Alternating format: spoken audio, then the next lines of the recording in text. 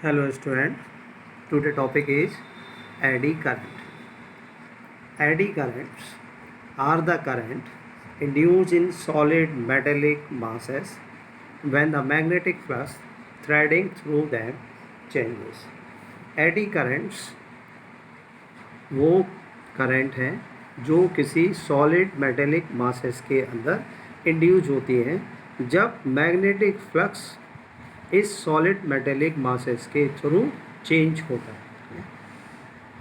Actually current induce होती हैं केवल कंडक्टिंग कॉइल्स के अंदर ही नहीं बल्कि कंडक्टिंग शीट के अंदर भी होती हैं या हम कह सकते हैं कि ब्लॉक के अंदर भी होती हैं।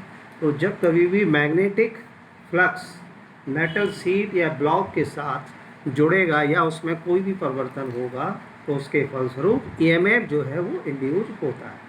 और ये जो करंट इंड्यूस होता है वो एक क्लोज पाथ में होता है किसी भी प्लेन में जो हमेशा लाइन ऑफ फोर्सेस जो उस मेटल बॉडी के थ्रू पास हो रही हैं उसके परपेंडिकुलर होता है। ये करंट देखने में ऐसा लगता है एडी या व्रिल का मतलब होता है पूल इन वाटर, इसलिए इस प्रकार की करंट को हम एडी करंट कहते हैं।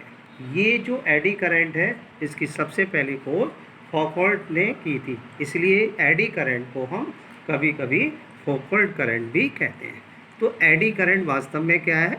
वो करंट है जो किसी सॉलिड मेटेलिक मासेस के अंदर इंड्यूस होती है जब मैग्नेटिक फ्लक्स उस सॉलिड मेटेलिक मासेस के थ्रू चेंज होता है या उसके साथ जुड़ता है। चलिए, इसको एक एक्सपेरिमेंट भी है, डेमोन्स्ट्रेशन है। एक्चुअली एडी करंट एक चीज़ हमें और ध्यान में रखनी है कि एडी करंट हमेशा मैग्नेटिक फ्लक्स में होने वाले चेंजेस का अपोज करता है, इसलिए इसकी जो डायरेक्शंस है उसको हम लेंज के लॉ से बताते हैं। ये फर्स्ट एक्सपेरिमेंट है, डायग्राम में आप देख रखे हैं कि एक पेंडुलम है और उसको लटका रखा है, ठीक है, किसी फिक्स सपोर्ट से, ठीक है। और ये जो पेंडुलम है वो एक कॉपर प्लेट के रूप में है जो स्विंग कर रहा है, इलेक्ट्रोमैग्नेट के बीच में स्विंग कर रहा है। जैसे ही इलेक्ट्रोमैग्नेट स्विच ऑन होगा तो जो पेंडुलम है जो ऑसिलेट हो रहा है वो एकदम हाईली डैम्प हो जाता है और कुछ समय बाद रुक जाता है। उसका कारण क्या है?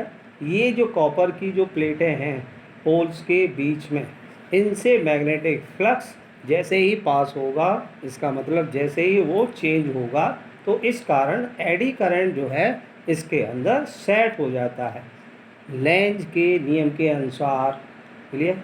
लेंज का नियम क्या कहता है कि ये इट विल बी अपोज, ये अपोज करेगा, किसका करेगा? The motion of the copper plate in the magnetic field. इस मैग्नेटिक फील्ड के अंदर जो कॉपर की प्लेटें स्विंग कर रही हैं वो उसका अपोज करेगा।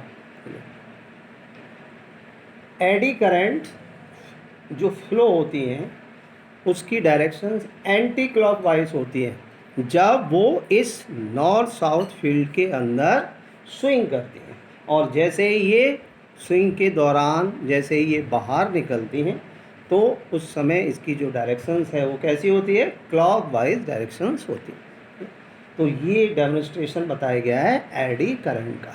इसी तरीके से एक्सपेरिमेंट नंबर 2, एक्सपेरिमेंट 2 में जो पेंडुलम है, बोलिए, ये पेंडुलम, ये जो पेंडुलम है उसमें भी एक फ्लैट कॉपर की प्लेटें ली गई हैं, लेकिन ये जो कॉपर की प्लेटें हैं वो कैसी हैं? नैरो स्लॉट, नैरो कहते हैं सकरा, थोड़ा सा नैरो स्लैट है, कट अक्रॉस, यानी कि ये इसका काट दिया गया है।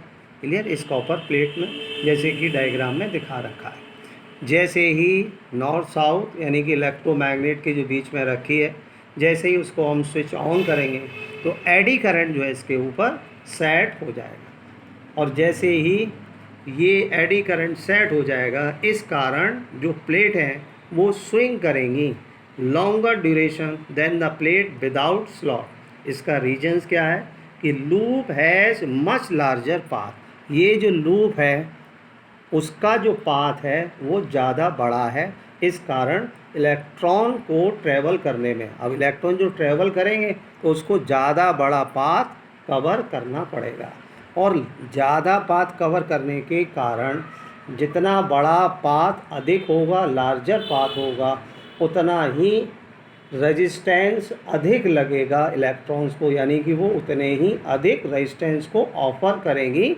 इलेक्ट्रॉन्स के ऊपर। इस कारण जो एडी करंट्स है वो पर्याप्त रूप से रिड्यूस हो जाता है।